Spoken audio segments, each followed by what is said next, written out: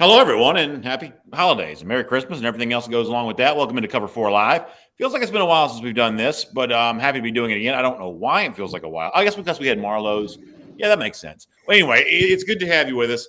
Dog Nation team on hand. Mike Griffith, he's in full Dog Nation attire here tonight. Jeff Santel has got his Christmas sweater on. Connor Riley just chilling as per usual. But we're all happy to have you on the show here today. We'll kind of get into all the stuff that's going on as Georgia gets ready for the college football playoff and the Michigan Wolverines coming up on New Year's Eve. And obviously, we are contractually obligated to start with what has been the dominant conversation over the course of the last week, which is the quarterback spot. I continue to believe quarterback not the main reason that Georgia lost the game to Alabama, but it is certainly the things that folks are talking about more than anything else.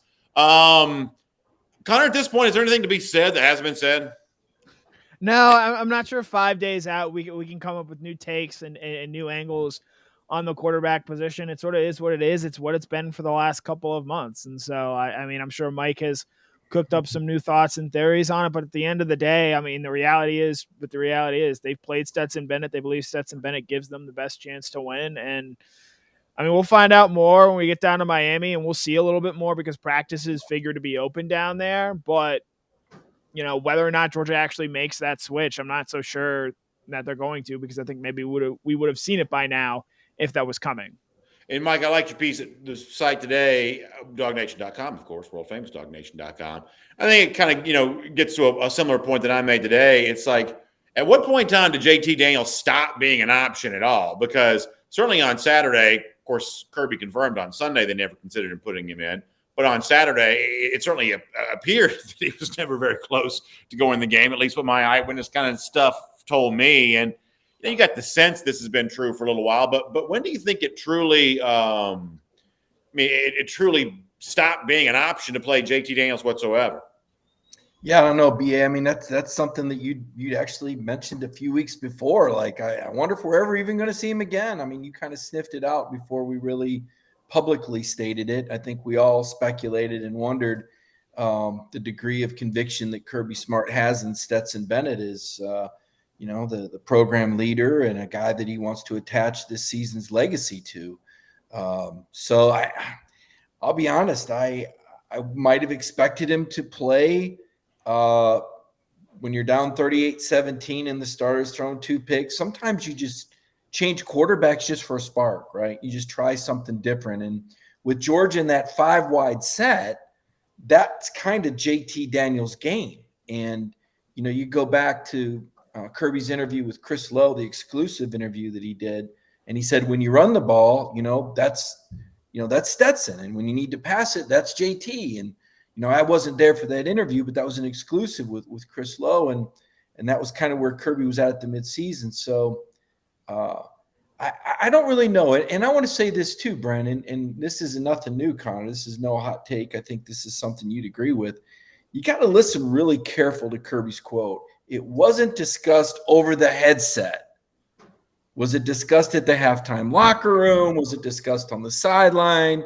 Kirby plays semantics quite often. So I have a hard time believing that the notion never crossed his mind. So I do think, though, if you're Kirby Smart and it's the fourth quarter and you have a notion or a thought that maybe you will need JT Daniels in the playoff, and I don't know this, but why show anything now? Give Stetson the opportunity, just like Stetson said about the Florida game. We all wondered if. Well, hold on. Are we back to saving the real offense? This is the thing that plagued us in 2019. Every week they were saving the real offense for somebody else. Surely we're not going to try to sell. They're saving the real offense for something beyond the SEC championship game. No, but I think when you're down 38-17, that's probably a bit unfair position to put another quarterback in the last, 7 or 8 minutes of the game. I don't think, Stetson's the guy that had prepared. The offense was geared towards him. I think maybe, we could be sitting here second guessing, well, why'd you put JT in then? It was too late. Why wouldn't you stick with the guy that, had a touchdown drive in the first half? I think Kirby's a very loyal guy. And I go back to the Florida game, for example, and Stetson really struggled in that game. He was 10 of 19 with 2 interceptions, 161 yards. But the Georgia defense did their thing, and that quarterback change we thought we might see in the second half never came. And when we asked Stetson about it, he said, Kirby said, it's your game.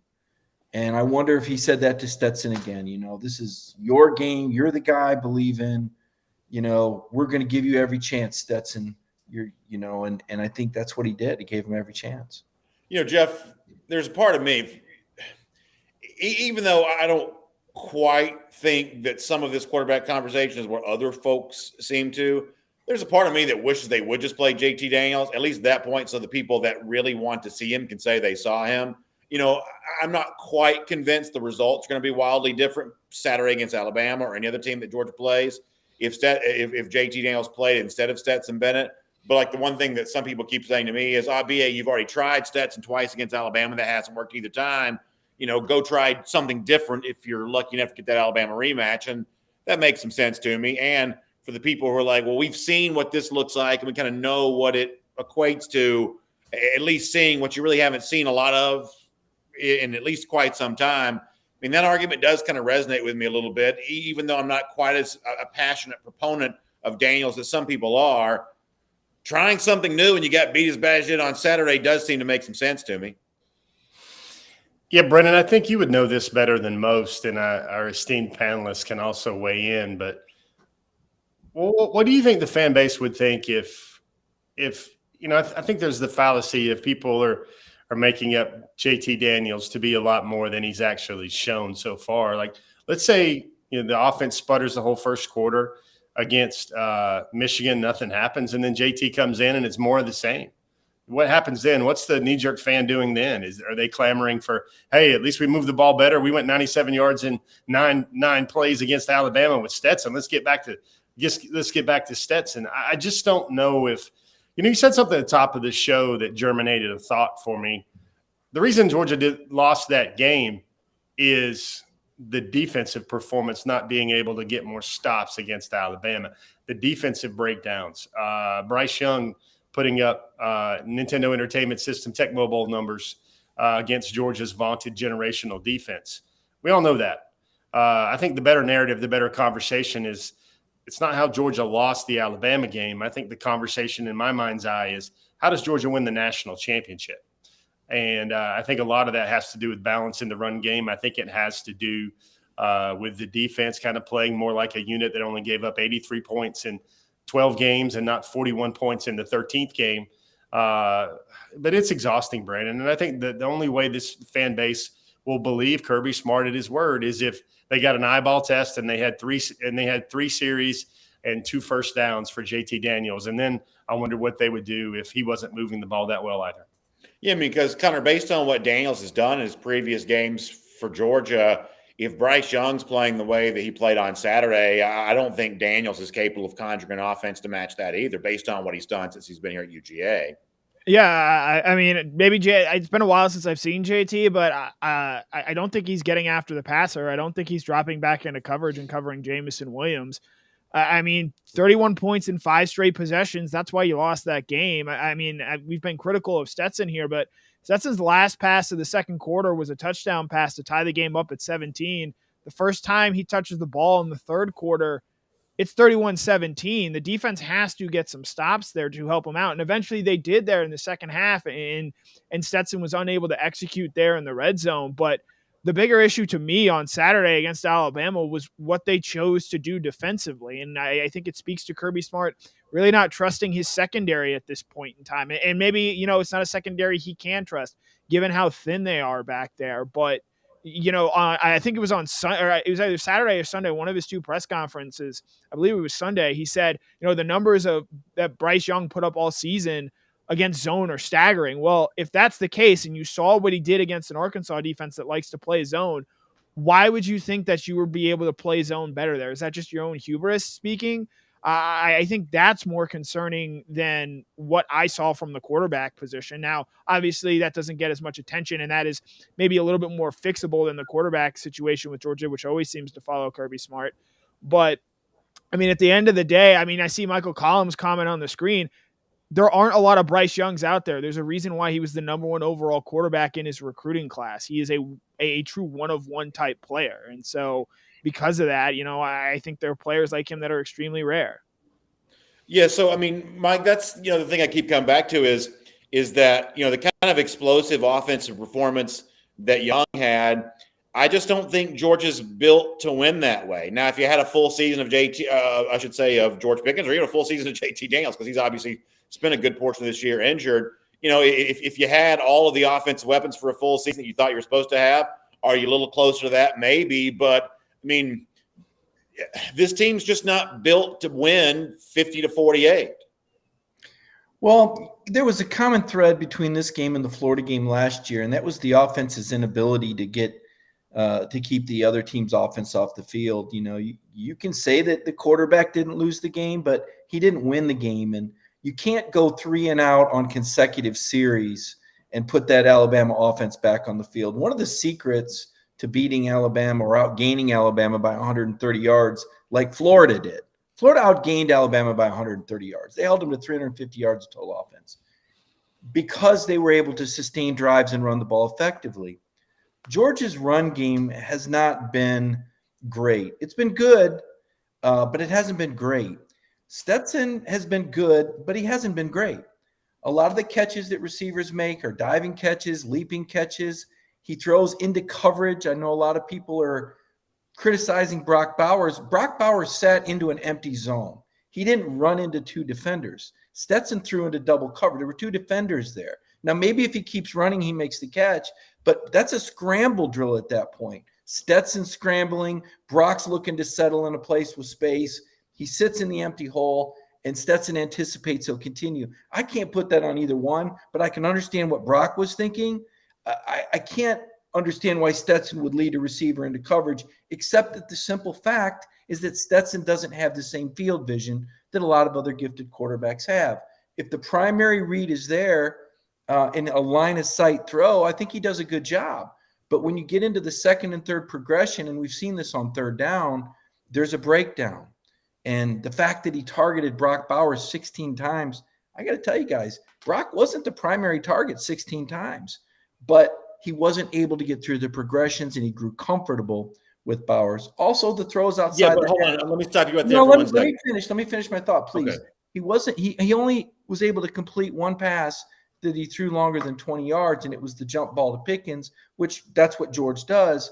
But you've got to be able to stretch the defense sideline to sideline outside the hash marks and throw that deep out. And that's not what Stet does well. What he does well is the play action game, the bootleg, and the ability to run. And when Alabama took the run game away, they made Stetson play left-handed. And as Dan Mullen succinctly pointed out, he's not a drop back guy that's going to put the ball in tight windows. So to your points, guys, Jeff hasn't noticed that JT threw for 396 yards against Cincinnati. I don't know, maybe Jeff wasn't there when he threw for 400 yards against Mississippi State. We remember the Clemson game wasn't the most explosive offense, certainly, but he scored 35 points in 1 quarter against Vanderbilt and was perfect. And he scored over 30 against South Carolina. All I'm saying is the reason I think JT should get a chance is because he hasn't lost yet, and Stetson's lost twice to Alabama. And why do we think the next time would be different? The only thing, Mike, I want to respond to real quick, then I'm going to let Jeff jump back in here, is this notion that somehow the big knock on Stetson is that he fixates too much on Brock Bowers. Well, in the Clemson game, Bowers had 6 catches. Nobody else that day had more than 2. So we don't have any evidence to suggest that Daniels wouldn't be just as fixated on Bowers as Stetson Bennett was, especially when every throw that went to Bowers on Saturday certainly went for a pretty significant gain.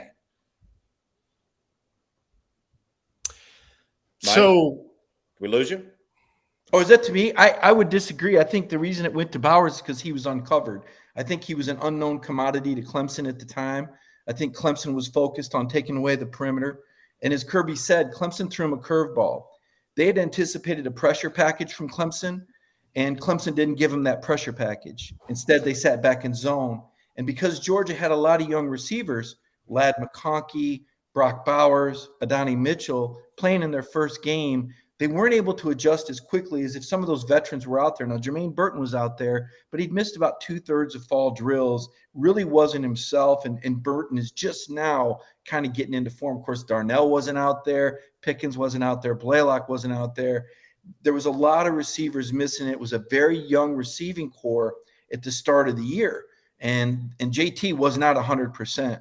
I didn't even know that at the time. The flak jacket should have been the signal. I think Connor might have picked up on that during the game, that he had that flak jacket on.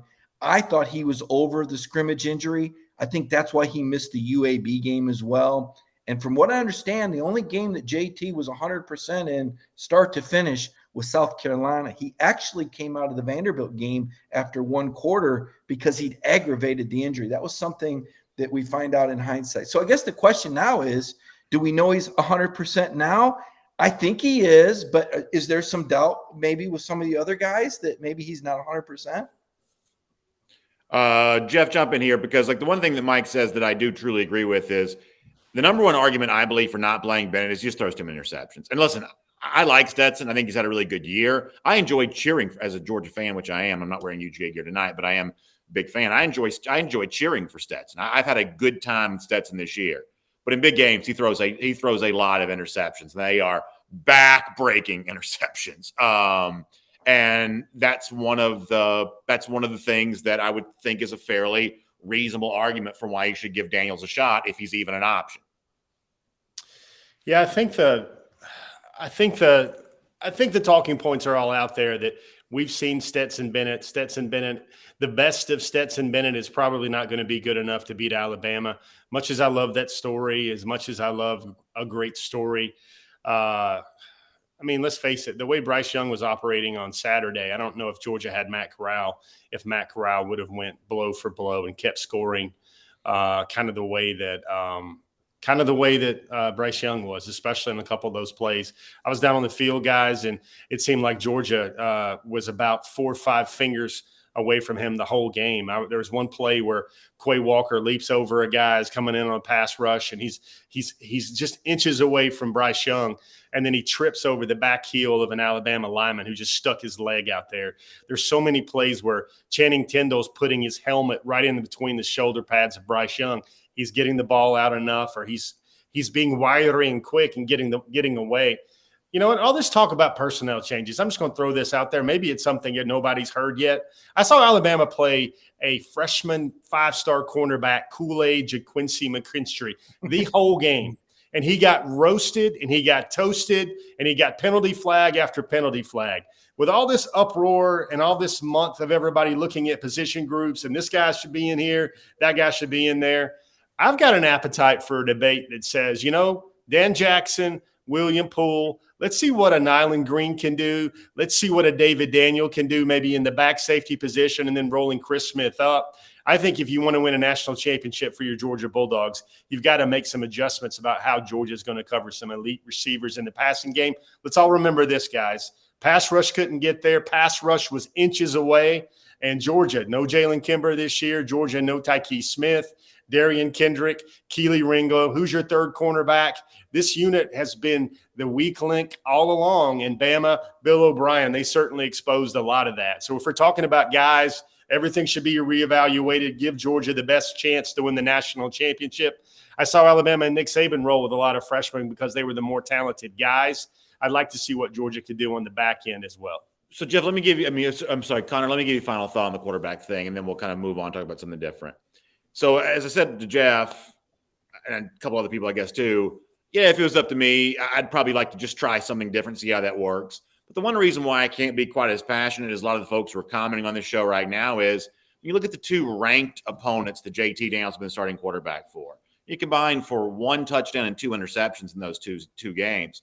This idea against an Alabama-level opponent that JT Daniels has proven that he can be kind of the kind of guy that can put a team on his back there in those games. I mean, Cincinnati was okay. Clemson, he was okay in a very low-scoring game. It's just not the kind of thing I can get all that fired up about. Yeah, I understand why people see JT as this national championship winning quarterback, the 5-star ranking, what he did against Mississippi State last season. But if he's the guy that a lot of people that are out there treating free JT or things along the lines of that, I think we'd already know that he was that. I think we'd have no doubts that he was that. I'm not even sure if he was that guy, he'd be that guy at Georgia. So, JT, and he may never get a chance to show this at Georgia, but I'm not convinced that he is the person that a lot of people online commenting on this seem to think he is. Georgia only scored 24 points against Cincinnati last year, and the defense played a big part in Georgia getting to those 21 points. The only touchdown this year against Clemson came on a defensive play they made in that game. So this idea that you're suddenly going to go and be able to go shot for shot against Alabama with JT back there, it's a little bit of a fallacy. Now, the one thing I will say there is that JT is probably a little bit better on third down. And third down, Stetson Bennett wasn't good at, and he was, I believe, 5 trips in the red zone, 17 points. That number has to be higher. You have to finish drives against Alabama if you're going to win that game. I don't think Georgia needs to score 40 points to beat Alabama, but can you get to 31? And as a defense, can you hold them to 24? Auburn was able to. LSU was able to. Why can't Georgia do that? And I would point out LSU did that at Alabama. So let's turn the page now and talk about the upcoming Orange Bowl matchup against the Michigan Wolverines, which is really a defensive unit that very much rivals what Georgia saw at the beginning of the season against Clemson. You think about, all the awards that Mike McDonald's racking up. Obviously, Aiden Hutchinson getting a lot of attention. And, Mike, I kind of find myself, once again, speaking as someone who wants Georgia to win this game, I find myself getting a little bit more concerned about the Michigan matchup. I think the common opinion out there right now is, well, at least Georgia gets to take a break from facing one of these high-profile offenses, these explosive offenses, and that's clearly what Michigan is in comparison to the Alabamas of the world, nowhere near as explosive offensively. We also saw Georgia have a bear of a time against a great defense like Clemson, and frankly, no easy time of it against Alabama on Saturday trying to score points. And, I find the challenge of scoring on Michigan just as significant as the challenge of stopping in Alabama. Well, probably harder. I mean, this concept that Alabama's an elite defense is not correct. I'm saying I find scoring on Michigan to be as difficult as stopping the Alabama offense. I was just going to say, you were mentioning the Alabama defense in the same breath with Cincinnati and Clemson. They gave up 41 points to A&M, and their secondary and their pass defense has been horrible this year. But to your point on this question, Michigan's defense is probably better, more complete than Alabama's. Now, I don't know that they're going to be as stingy against the run. Alabama was very good against the run. They were 4th, and actually Alabama allowed fewer yards per carry than Georgia did. Even going into that game, they were ahead of Georgia in yards per carry. Georgia was ahead of Alabama by a yard in yards per game. I think Michigan ranks 22nd. So they're going to be good in terms of stopping the run. I think they're going to be better on the back end than what we saw against Kentucky, for example. I think Kentucky was a relatively stingy defense. Let's remember that Kentucky game was only 14-7 at the half.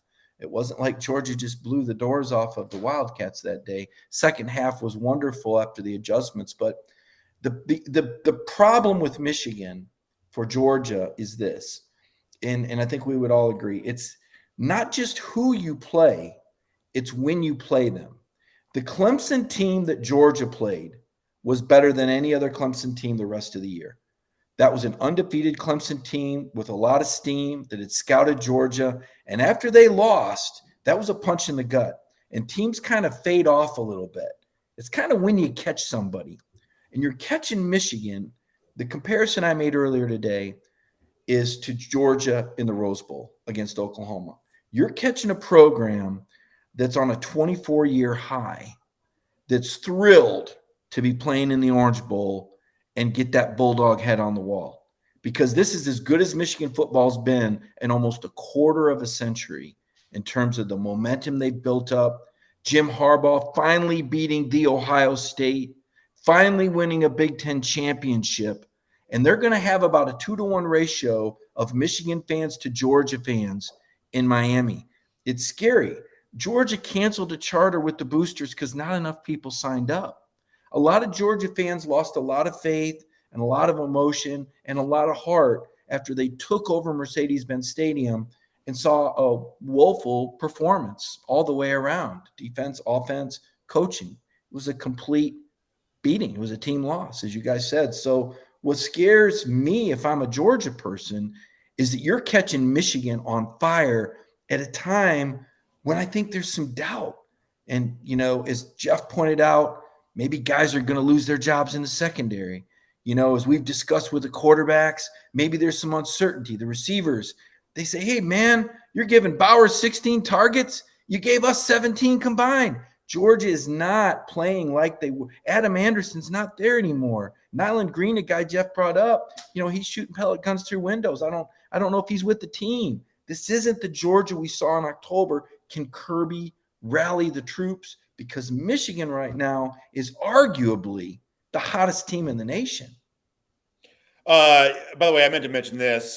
Some commenters kind of brought this up that as right before we came on the air, Georgia defensive tackle Jordan Davis did win the Bednarik Award as the nation's top defensive player. Now, there are a couple of these top defensive player awards, and Davis has gotten the Bednarik Award here tonight. First Georgia player to win that since 2004 when David Pollock won the award. The only two Georgia players to ever win the award now are Jordan Davis and David Pollock. That's a phenomenal accomplishment for Jordan. I think a well-deserved honor there. And obviously, Jeff, Georgia's going to need Jordan and everybody else to kind of match what I think Michigan brings to the table here. It's a game that obviously Georgia can win, and it is fair to point out that Georgia's a point spread favorite going into the game right now, and I would say with reason based on the way the entirety of the season has played out. But the more and more you kind of dive into that Michigan matchup, the more I do view it to be a little bit of a challenge for UGA. Yeah, Brennan, I wanted to jump in with something. I let Mike and you guys both go with the courtesy of your thoughts. But news break, cover 4 news break. Jordan Davis also wins the Outland. I don't know if you guys have noticed that, but it's breaking right now that he won the Outland Trophy as well as the Bednarik Trophy. I'll get on that now. And that's something, man. Everybody's talking about the doom and gloom, and they're not filling up charters. And right now, you've got Jordan Davis becoming an iconic Georgia defensive football player in the walk of a David Pollock, in the walk of some of those other guys, especially across the defensive front.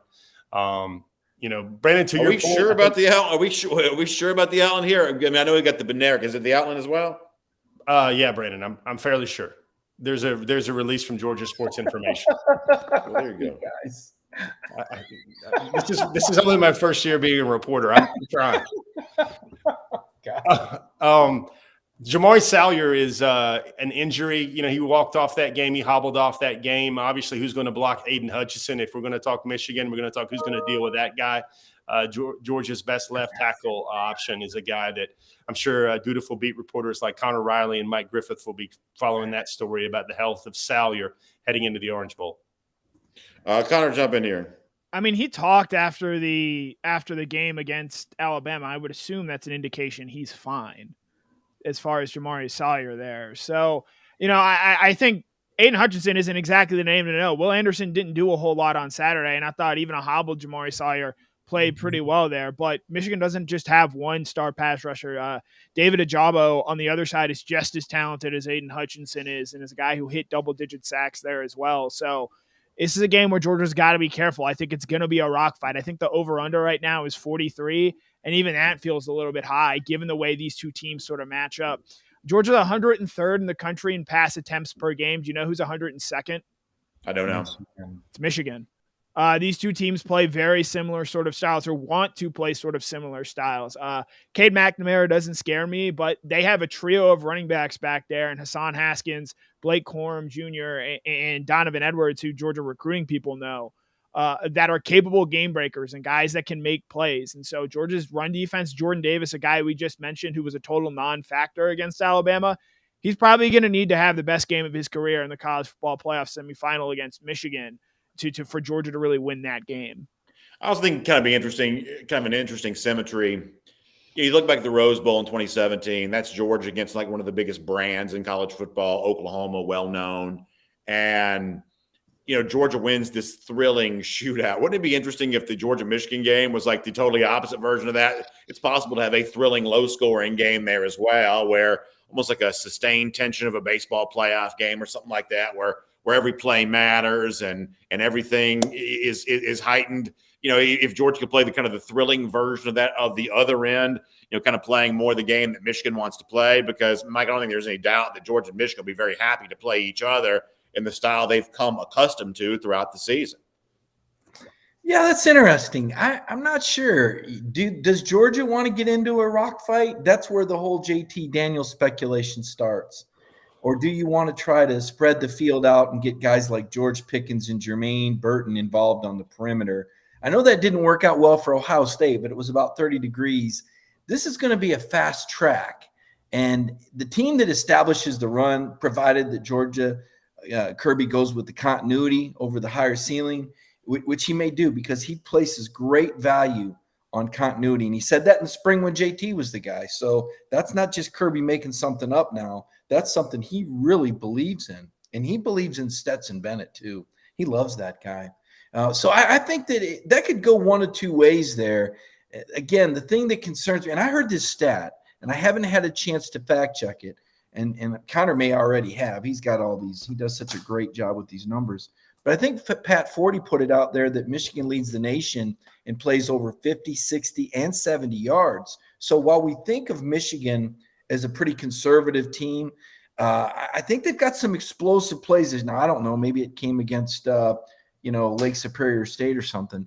The other thing I would say that favors Georgia in this is that Cade McNamara is not a mobile quarterback. Jeff brought up Bryce Young, and I would agree that there's only one Bryce Young. That's why he's probably going to win the Heisman Trophy.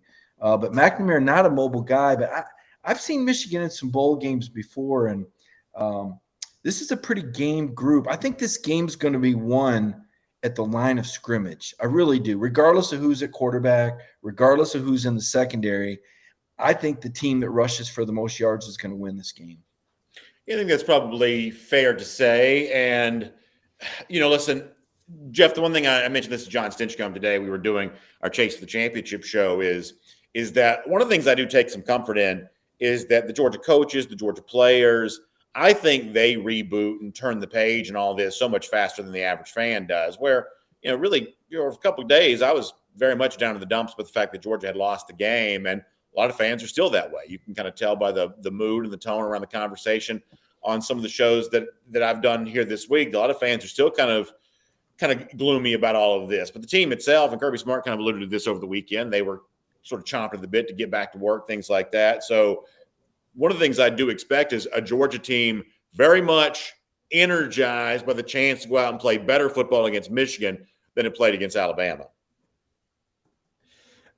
I think there's a lot to that. There's a lot of, you saw the Davin Bellamy comment about how he even diagnosed and did some retrospective on the 2017 team, and they kind of felt they were bulletproof until they lost to Auburn. I think it's about just getting mad about it, getting ticked off about it, and realizing that, what's the narrative that Nolan and N'Kobe have always been saying? We go to the doctor on Monday. Well, the doctor had a lot of things to point out on Monday, and some of these things were terminal for Georgia's season. And now you have Georgia, which has been the overwhelming juggernaut for most of the season, never been tested in a game.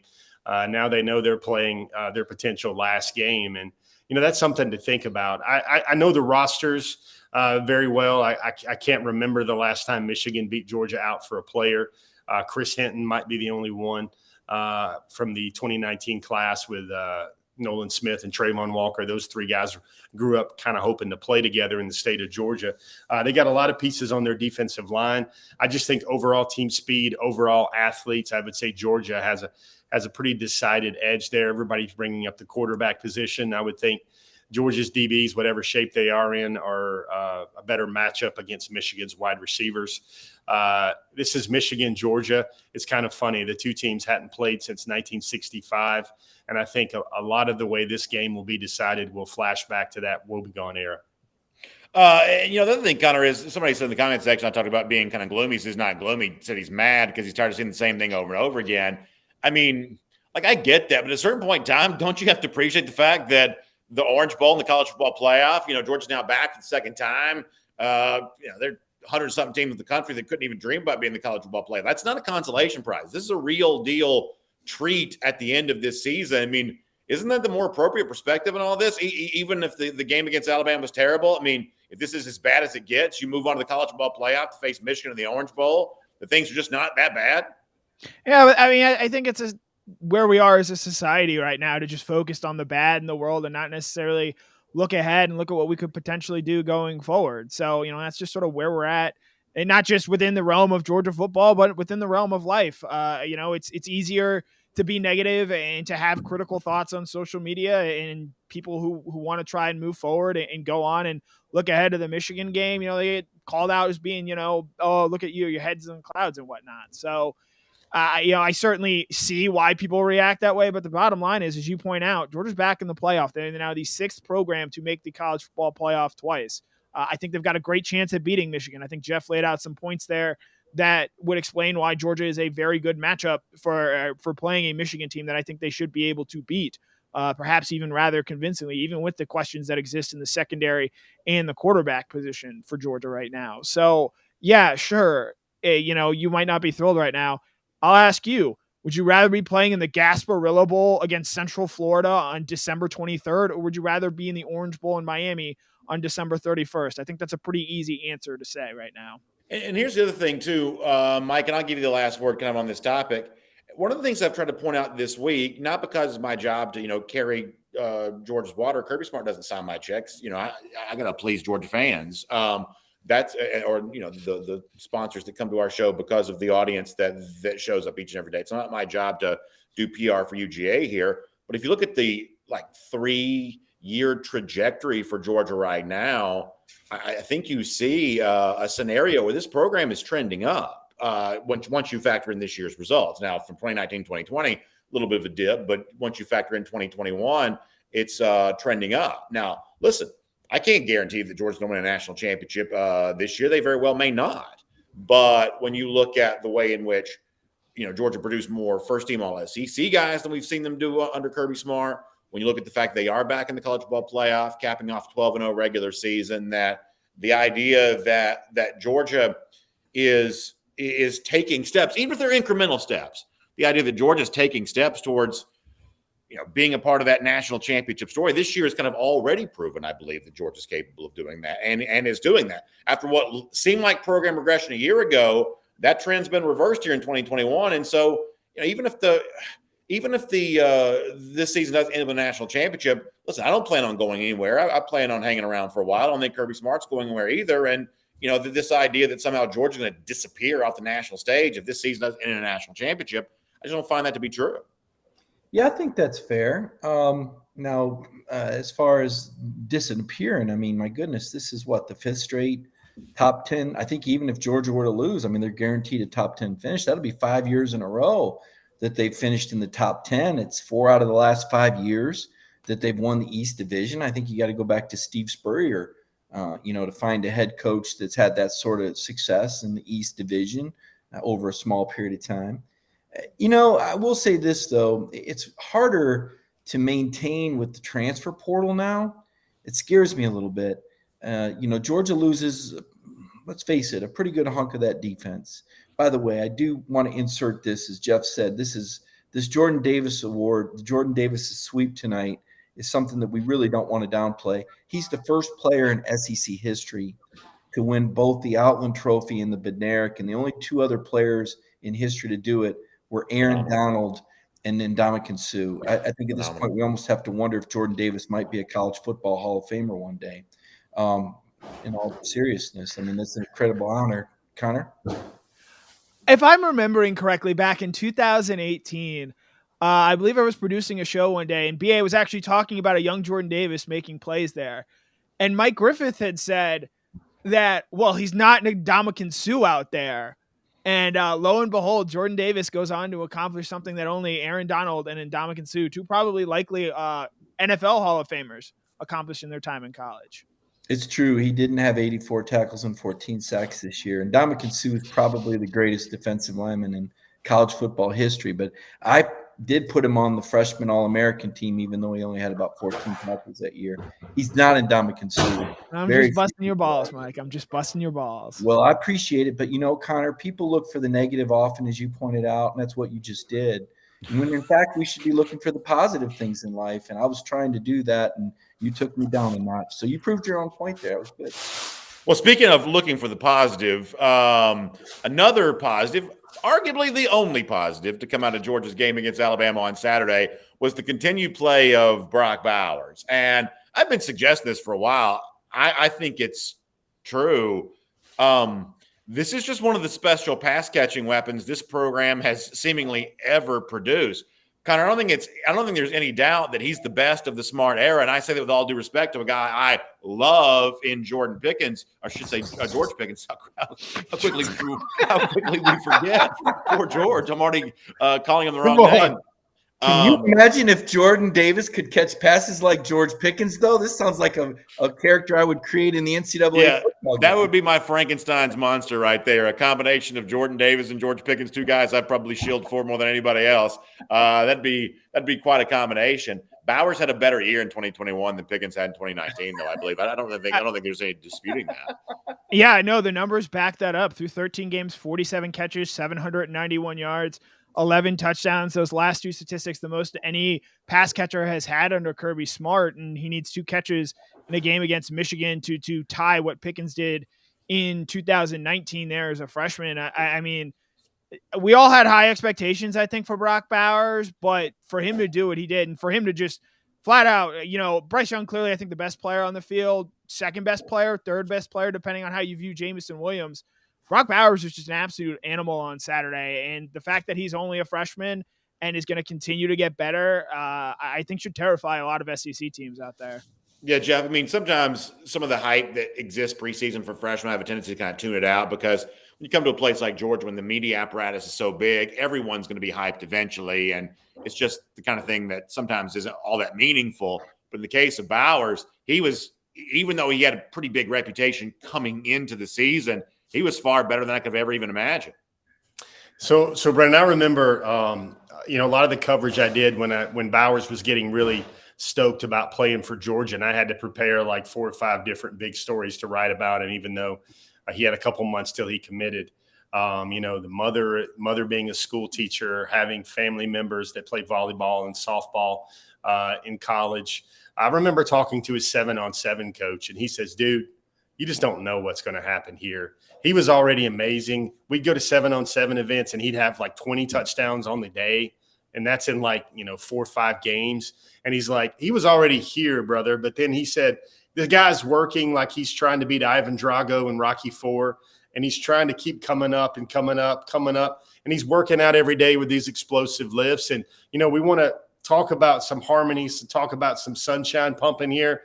That Oscar Delp fellow is going to come in, and I'm going to tell you right now, it would not surprise me at all if he puts together 65, 70% of these numbers that Bowers is putting up in his first year. And it might render that point mood about Brandon wanting to see Jordan Pickens, and he's using it correctly for Pickens in his Jordan year, playing like Jordan Pickens and everything else. What if, Georgia could just – look what's happened the entire year. Their most effective weapons at times, Georgia's most effective offensive sets have been when they've dropped 2 tight ends in there. And it's been Darnell blocking. It's been Bowers. It's been a combination. It's been a reversal. You saw Darnell Washington get his first big touchdown. It looked to me the emotion on his face was like finally. He finally had one in a big spot against a big team. And certainly some of those weapons, I know everybody wants the 5-star wide receiver, but I'm telling you, I know a lot of Georgia fans wouldn't mind seeing somebody producing about 60 to 75% of the rate that Brock Bowers is right now next season. Listen, Brock Bowers, in my mind, is a wide. He may be tight end, by definition, but Brock Bowers is essentially a wide receiver because he's got Jameson Williams, the only player in the SEC that has more touchdown catches than Brock Bowers does. So now he's tied with I think it's Traylon Burks, but it's only Williams has more touchdowns than he does. So at this point in time, we've been waiting for Georgia to have a very good receiver. It has one now. It just so happens that he's a tight end. And, Mike, I got a chance, Jeff mentioned Oscar Delp. I had a chance to talk to Delp on Friday, and, he was talking about we had him in the broadcast booth for our state semifinal high school game. And he was talking about how the thing that made him know he absolutely wanted to come to Georgia was, and the phrase that he used was, I'm going to paraphrase it, but I generally have it right, is that Georgia kept its promise to him. They said they were going to use the tight end more. They went out there and used Brock Bowers that way. And one of the reasons why I'm still very optimistic about Georgia, whether this season ends a national championship or not, is that's a step the Georgia program needed to take and has not taken. It's been a long time since a skilled position player, I'm going to count Bowers as one, pass-catching target like that, could point to a guy on the Georgia roster and say, I want to go there because of how they're using him. It's a big step forward for the offense this year. Huge step forward. Whether Delp turns out to be, the next Bowers or not, the fact that he was able to say, I want to follow in this guy's footsteps because of how well Georgia's using him, regardless of who's playing quarterback. I think that's quite a statement about how the Georgia offense has grown this season. Make no mistake about it. The Georgia offense has taken a big step forward here this year. Yes, in many respects it has. It was disappointing not to see any running backs or receivers make first or second team All-SEC. I was encouraged though that you brought up Jameson Williams, and yet Brock Bowers was voted the newcomer of the year over Jameson Williams, which that's quite an achievement when you consider. Now, to be fair and completely transparent, most of this voting took place before the SEC championship game. That's kind of important to note, I think. But still, what Brock Bowers has done has been no less than remarkable. Jeff had told us about this. He called him a unicorn. He invested his time. There's some great articles if you go back and read Jeff on Brock before he came here. And boy, Jeff, you were all over it. And I'd heard good things in the spring. I remember, Connor was on the same call I was when Todd Monken was telling us that he can do this and he can do that. And he might even hand the ball to him. And I think we all kind of went, yeah, okay. No one could have imagined 47 catches and being on the brink of setting the new tight end record for catches, which Sandon Mitchell currently owns that from 1993 at 49. But just setting the pace and, to the point, Brandon, that you made, considering him receiver, Alabama did too, and they played their nickel package. That was one of the adjustments that Alabama did. They basically took away everyone else and said, here's Brock Bowers. So a lot of progress made in terms of having a dynamic player at that position, having an offensive coordinator that could scheme up different ways to use him and get him open. But part of the formula too was that George Pickens was injured all year. And then a lot of the guys on the outside were pretty green. I think Ladd McConkey certainly developed into an explosive weapon. But if it wasn't going to be Brock, who was it going to be in a way? I mean, even Kirby said that, the injury to Darnell and, Brock took full advantage and was dynamic. Yeah, I guess what I'm saying, though, is that there are a lot of guys in this Georgia roster who have the potential to break out, and maybe one day they will. But Brock is the guy that did. And that's the one thing you got to give him credit for is that, some of this is injury related. Some of this is, maybe something else, whatever else.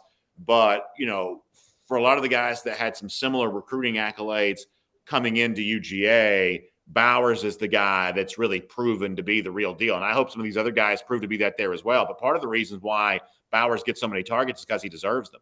Anytime you could throw to Bowers and you're throwing to somebody else instead, you're actually making a less efficient decision because of how good Brock Bowers is. And I'd love to have somebody else step up and play the way that Bowers does. The truth is, on this entire offense, when everybody's healthy, take potential aside, take, wishing and hoping aside, all that kind of stuff, there are two game-changing offensive players in this offense. One of them is Brock Bowers, one of them George Pickens.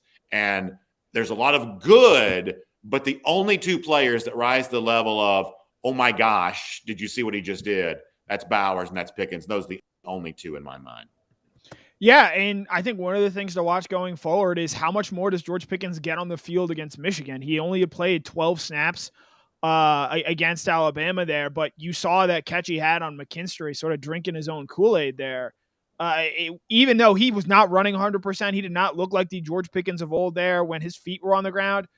That guy is special when the ball is in the air, and he's able to make plays on the ball. Frankly, that few wide receivers in recent SEC memory have been able to do so. And so if he's able to continue to get healthy and say he's able to move that snap count from, say, 12 to maybe 30, still, again, not 110%, not what he was pre-injury, but becoming a bigger factor in this offense, I think that's going to open more things up for Bowers in this offense as a whole. Now, one thing I'd point out is that Georgia's got to get him the ball, and for a variety of reasons, he and Stetson have never been on the same page together. And granted, this year he missed most of this season. I understand it. But you go back and look at last year, he was not using George the way that George saw an uptick in production when JT took over under center.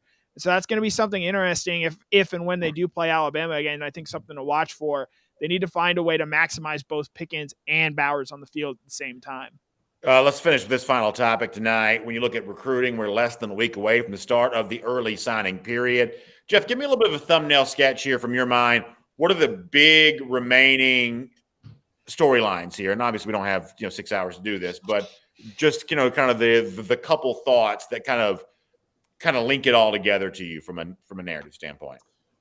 So Kamari Wilson, that's the 5-star safety. That's where you got to start. IMG Academy. He'll make his decision on December the 15th. Georgia has been in a cozy spot, let's say, there for quite some time, going back to maybe March or April. The Christian Miller story, that's thing's going to stay wrapped until at least January the 8th. He will not sign. He will not enroll early. He will decide between Georgia and Ohio State on January the 8th. That's at the All-American Bowl out in Texas. He will still not sign until the traditional signing period in February. Shamar Stewart will take his decision to February as well. So there'll be at least 2 names for us to talk about in January. I'm going to leave those guys on the table because we're going to be talking about them in January regardless. Brendan, the 2 names that really show up for me is Shamar James. He's going to be in this weekend on his official visit. That's really huge. His decision is Florida and Georgia. The former Florida commitment is down to Georgia and Alabama. I think this is a match against Alabama that Georgia can win, especially the pedigree of the Butkus Award and the linebacker tradition at Georgia. Interesting. Everybody wants to hear us say, Jeff, this is about the time to bring up receivers. Well, Chandler Smith, a recent Florida decommitment, a guy that had a knee injury most of his senior season, played sparingly in Florida, Brandon, but he has a 10.28 verified laser time in the 100, a 20.69 laser time in the 200. He is an exceedingly fast receiver. He just decommits from Florida. He's going to come into Georgia for an official visit. Over this weekend, Squirrel White, fantastic receiver in the Lad Conkey mode. Mike, verified. His name is actually Squirrel White, Mike Griffith, so you can have fun with that. Currently committed to Tennessee. Georgia is working to flip him away from Tennessee. Very likely that I think that happens. You've got Drew Bobo, a guy that comes back into the fold now. Seems Georgia's drifting away with Ernest Green III. Also, Alabama's winning that one most likely. You've also got a guy out of Texas, Devin Campbell, who was supposed to give Georgia some late hope, a 5-star interior offensive lineman. He's not taking his official visit to Georgia. He's going to focus on Texas and Alabama right there. So, really those are kind of the big names everybody needs to think about and focus on.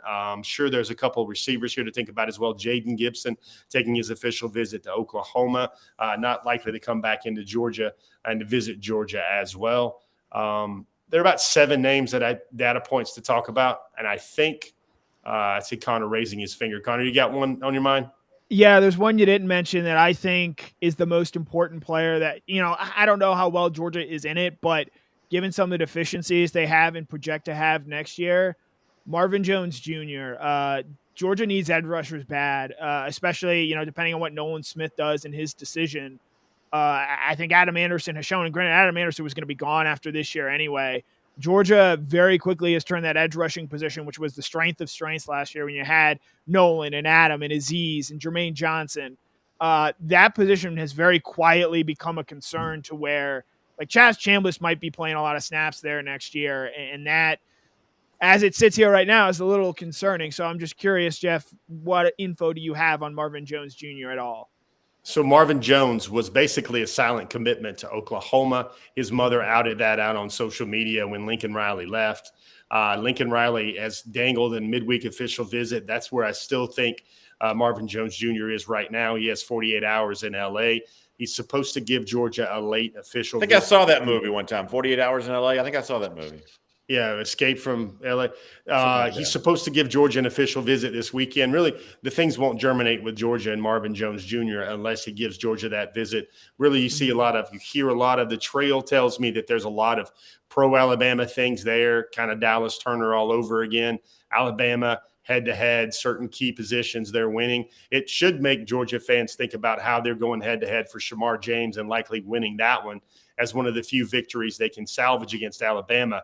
But let me try to do some theatrics here to get BA's attention.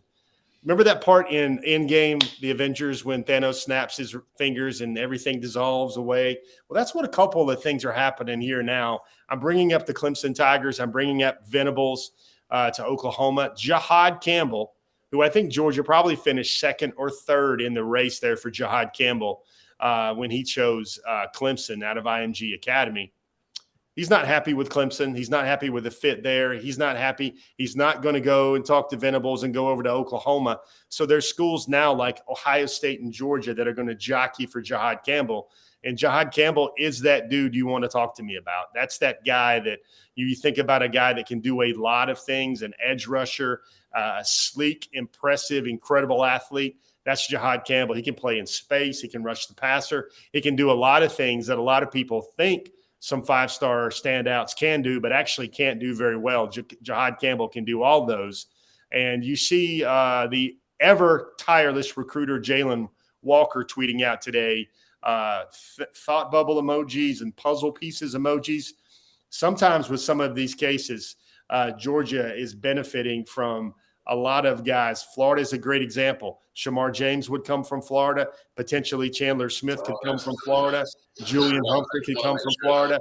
A lot of these things that have wilted and just kind of evaporated like a Thanos snap, these schools have withered away and they've been turned to dust. And Georgia's been able to come in and clean up with some really good football players in this class. Man, thank goodness Dan Mullen doesn't know when recruiting season starts. That looks like it's really going to pay dividends there for Georgia this year.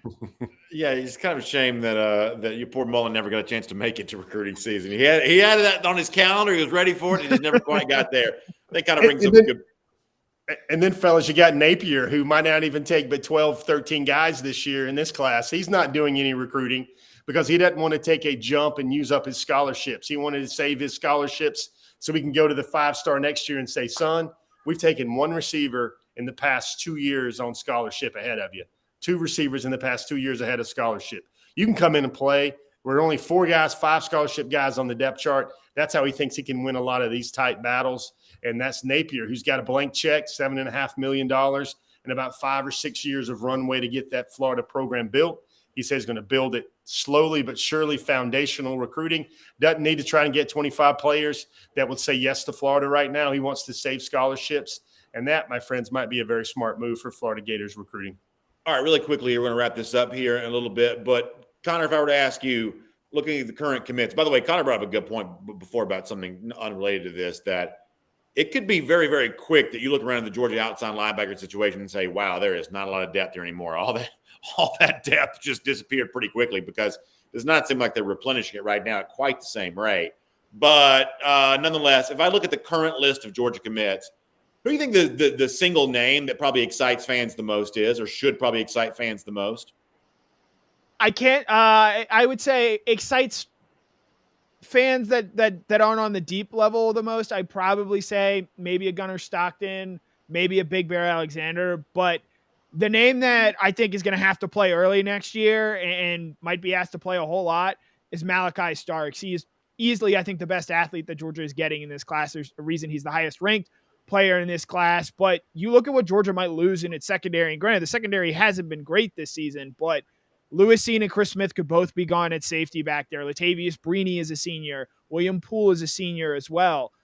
Georgia's going to need somebody to play that star position next year, and I think maybe a guy like a Malachi Starks could come in there, play that position right away for Georgia, and help elevate that secondary a little bit. Georgia's going to have to figure some things out there in that secondary this offseason, and right now I think they have 4 top 102 players in the class, possibly 5 if they add Kamari Wilson. But the guy I'm most interested going into spring practice is Malachi Starks.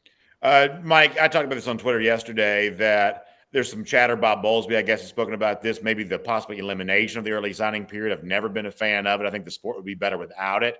I know some people think, well, when does the early signing period need to take place? If I had my way, we just go back to the old February deal, and you'd only sign in February. But one way or another, I think the early signing period causes a lot of problems for the sport on a number of fronts. What do you think about the potential of eliminating the early signing period, or maybe making a change to it and moving it to a different time? Yeah, I had asked Jeff about it earlier, and I don't want to steal Jeff's thunder. There's reasons Jeff would want it earlier, and there's reasons I would want it earlier too. I think that college football needs an overhaul in general with the schedule, especially with the transfer portal now. It's made roster management an absolute nightmare. For example, Kirby Smart has to take a certain amount of kids on the early signing date without really knowing what Georgia players are coming back. I mean, Yeah. I reached out to the Senior Bowl today and I said, "Where's Zamir White?" They said, "Zamir hasn't declared for the NFL draft." I mean, my goodness, does that mean Zamir White's thinking about coming back?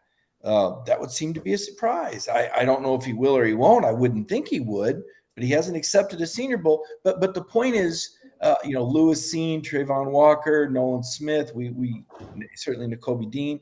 We think these guys are going pro. But what if Trayvon Walker says, you know what, rather than being a second round or a late first pick, I want to be Jordan Davis and I want to go in the top 10 of the draft and I want another run at it. Or maybe Nolan Smith recognizes that he could certainly improve his game if he stayed another year. I don't know the answers to those questions, but my point is Kirby Smart doesn't know definitively what those guys are going to do because he hasn't even given them the draft grades. So I think if you were to have a window for transfer portal, almost like a free agency period, because that's kind of what it is, I'd like to see 2 signing days a year, and I'll forfeit whatever time I have left to Centel because his intel on this sort of thing is certainly supreme. What do you think, Jeff? So the point Mike's that's really, really uncomfortable right now is that, the number is 85, but Georgia's got to figure out how many slots they're going to have open. And, Georgia can intake a lot of guys. And really the only thing that matters is when they show up on campus and get aid. So it could impact the number of guys that show up early, correct? But a lot of the way these rules work, they work after December 15th when there's a new rule that if you can lose 1 for 1 up to 7 guys and have them replaced, guys that portal out, and that's going to help this class a lot with what Georgia's trying to do. But a lot of this, I think, there's prevailing opinion that I think that you should offer them the chance to. I'm fine with making the date something like as early as August the 1st, where the early signing period needs to go dadgum early. And then that way you would find out basically if a school doesn't need to see anything more about you. And here's what would happen. You would see only the 5 stars, like the Big Bear Alexanders, the Mikael Williams, the Jalen Walkers, the top 50, top 60 guys. Those are the only guys that would sign early and lock themselves in. Of course, you got to give these young men an out. If something were to happen, you got to give these young men an out. If a coaching change happens, which can readily be adjusted. But the thing to think about here, Brandon, is you can't just go all the way back to February, because right now I'd say 80% of the students that are elite upper echelon players want to enroll early, and they're working to enroll early. And they're only taking 1 or 2 classes their senior year regardless, unless you're on a certain block versus semester system with your high school.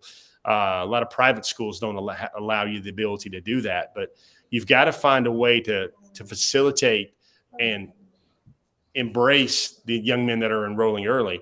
And I don't think it goes back to the old days of Jacob Eason and things like that, where people would sign a financial aid form and they would not, and they would report to campus in January, but they wouldn't traditionally officially sign until National Signing Day in February. The trend here is there's so many dudes enrolling early. There's so many schools that want to have recruiting over with by that time that's what forced this all to happen. I'm just a big favor. The early signing period really needs to be early and not just a couple months earlier than the norm. Yeah, I'll just say 2 quick things here. I mean, my 2 biggest problems with early signing period, other than the fact that it ruins Christmas, is that I think it's ridiculous that you sign recruits before you lose all your draft eligible players. I do think that's silly. And I think with the way you see the hysteria around the coaching carousel this offseason, man, it's having a bad negative impact on the season itself. When coaches are fired so quickly and hirings are taking place, and you got all the movement that's going on, it's all really predicated by this need to get in place early signing period. This did not exist when Georgia hired Kirby Smart, man. Kirby Smart probably put together the best signing class for a coach who had never coached a game at the time in 2016 that had ever happened. And Connor's right. It was a stroke of luck for Georgia, because had Smart been hired in his first year on the job in 2018, there is no way that signing class would have been anywhere near as good. There just wouldn't have been enough time to do it. It's why, as much as I love making fun of Florida, I'm not really making fun of Napier too much for the 74th ranked class, whatever they have right now. You simply can't put a class together in 2 weeks. You just can't do it, even if you're a good recruiter like Kirby Smart. Had he taken the job in 2018 under early signing period rules, it would have been a lost class for Georgia much the same way. I don't see any way around it, really. Yeah, that's why I sort of agree with Jeff there. Make it an August 1st signing date. You reduce the number of kids that are actually signing there, but you do get kids that, hey, I have a committable offer from this school. It's where I want to know. I want to go. I want to shut down my recruiting and not sort of have to deal with all the hullabaloo that comes with that. And I do think that maybe keeps coaches locked into their schools a little bit longer, because I do think universities now are just finding it easier and easier to throw money around to make these sorts of moves. And so I do think in that aspect, it sort of helps both of that, to where you have the early August signing period and then the traditional first weekend in February signing period there as well. By the way, Shabazz Ali said I need to wake up. Do I really look sleepy? I don't feel like I look sleepy. This is my third show I've done today, of course, but I don't think that I look sleepy here. But speaking of comments, we'll roll into our cover more now. We'll take a few comments. Although if you're going to say I look sleepy, somebody said something even worse about me a little earlier. I'm not going to read that. But we'll take a couple comments. We'll get ready to get out of here today. So this is your time to shine. You want to ask something? This is your time to do it. Some of y'all get mad we don't take comments. But we'll do that right now, and we will get ready to wrap up. If we can find a good comment to read. Beer cans and battings brings this up. I think this is a fair point. Mike, you think Georgia's going to send more defensive pressure if they are lucky enough to get an Alabama rematch?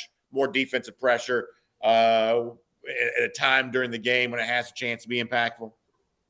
Yeah, I do. Thank you. I'll expand more on that there. So y'all say I'm sleepy. Mike's giving me a 2-word dadgum answer. I think the move might be, in addition to obviously blitzing more, and granted, Georgia blitzed more on Saturday than they had in any game prior to this season. As great of a story as Jordan Davis is, as awesome as a player he is, this is a game where Devontae White, who I think was one of the few defensive players who actually played pretty well on Saturday, and Jalen Carter are the guys that you need playing significant reps there in the middle of that defense. They're the type of guys whose skill set is more situated to affecting the passer there, more so than Jordan Davis. And if Alabama's not going to commit to running the ball, just like we all sort of thought they were, I think that's a game where you very much have to say, hey, Jordan, we love you. You've done great things for us. This is a game we have to ride Devontae and Jalen Carter. One thing it's been mentioned in the comments, Josh Jobe, Alabama's starting quarterback, out for the rest of the season with a foot injury. That is another significant injury there to Alabama, already going to be without John Mechie in that rematch. So if Georgia's able to get through Michigan and get through Michigan healthy, they will not see the same Alabama team that they saw last weekend. Brad Cassidy says, what was said on the bench about JT during the SEC championship game? You references on Dog Nation Daily today. People want to know what you're talking about. Yeah, there were receivers that called for JT. We got multiple people that heard it. Not surprising. Frustrating situation, receivers not getting the ball. I wasn't there to hear it myself, but I've talked with 3 people that were within earshot. It was discussed on another conference. Peaches was really particularly vocal about wanting, I think she just said, put JT in, Kirby. There you go.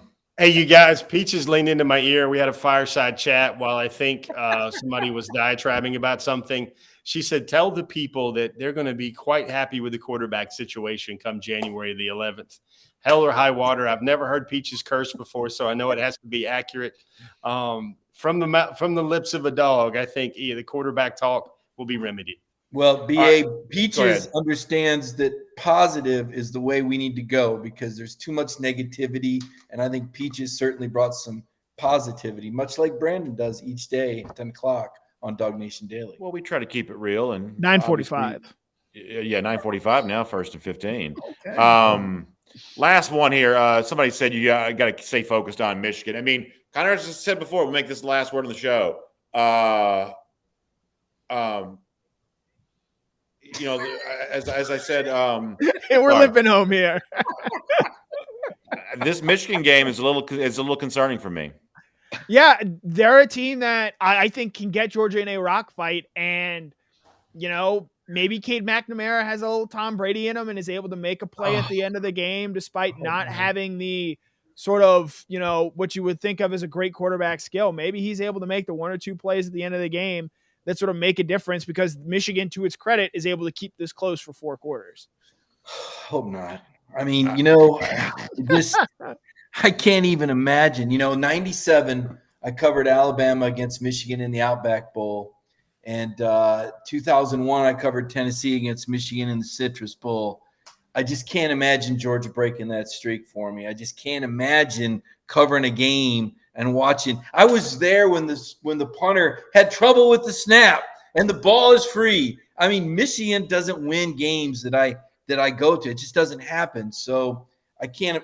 Connor, you mentioned Tom Brady. I will say the 1999 season, 2000 Orange Bowl. I wasn't covering that one, but that was a miraculous Michigan win with Tom Brady and Sean Alexander going head to head. Michigan has had some success down there in the Orange Bowl, and that concerns me. Lost the last game they played in the Orange Bowl, though, to Florida State. And they lost, right. There's going to be so many Michigan people there. As I said, this is their Georgia-Oklahoma Rose Bowl. They're going to outnumber Georgia fans 2-1 because a lot of Michigan fans live there. I don't believe that. I mean, I tweeted this on Saturday about. I think if the crowd split will be interesting. It ain't going to be 2-1. It's not going to be 2-1. What about that ticket allotment, BA? You believe that stuff that Michigan got 9,000 tickets and Georgia got 10,000 tickets or 12,000 tickets? I've heard that number tossed around a lot. Usually it's hard to fiend people to fill these seats at bowl games, and then the Orange Bowl suddenly is in a sold-out, can't get in.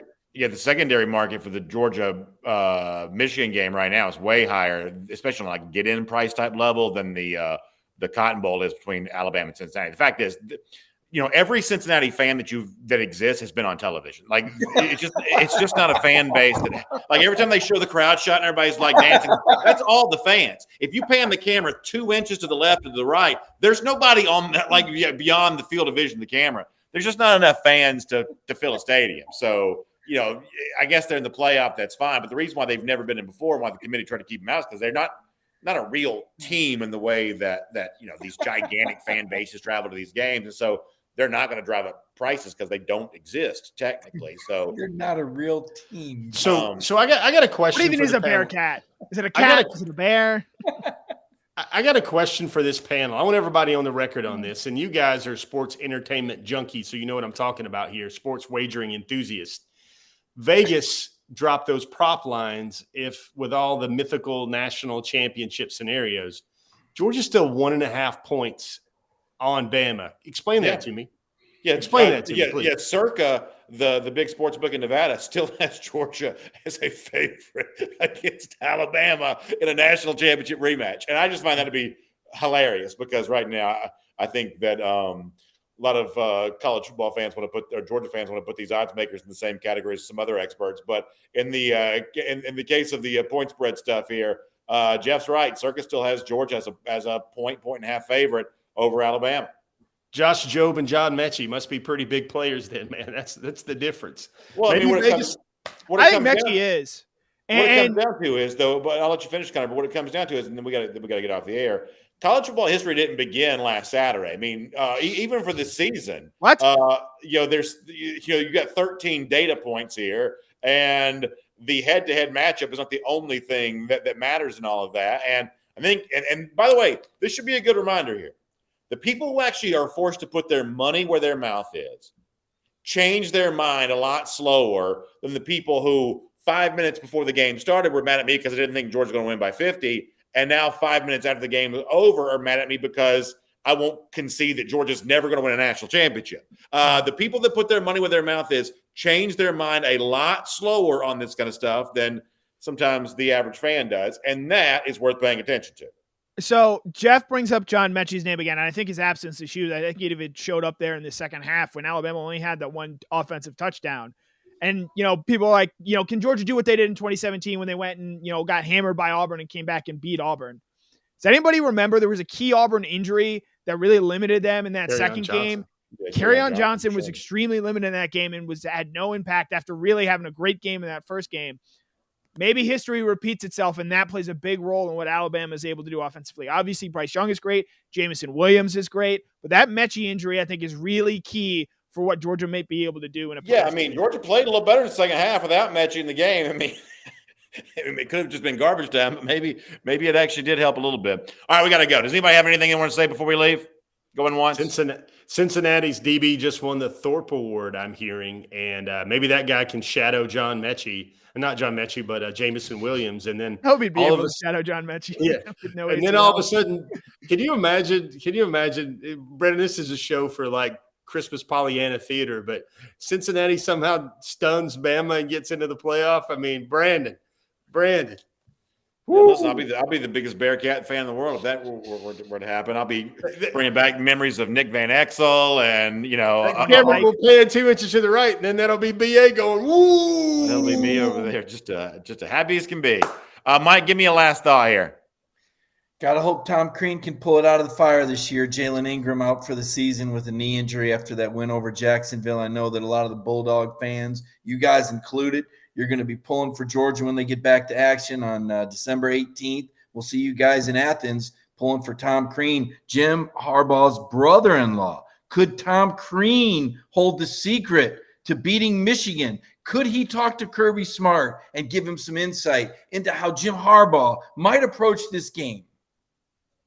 There you go. Good conclusion. That was worth waiting for. Good stuff. All right, we got to go. I'll see Jeff tomorrow on Dog Nation Daily. See all of you there as well. Mike Griffith, Connor Riley. You can read them at dognation.com. We will probably take a little bit of a Christmas hiatus on Cover 4, but who knows when we may be back doing all this again. All kinds of fun stuff in the works for the month of December. So stay close to these Dog Nation channels, and we'll tell you all you need to know at the time. Have a great day. We will see you next time. Cover 4 Live and everything else around Dog Nation.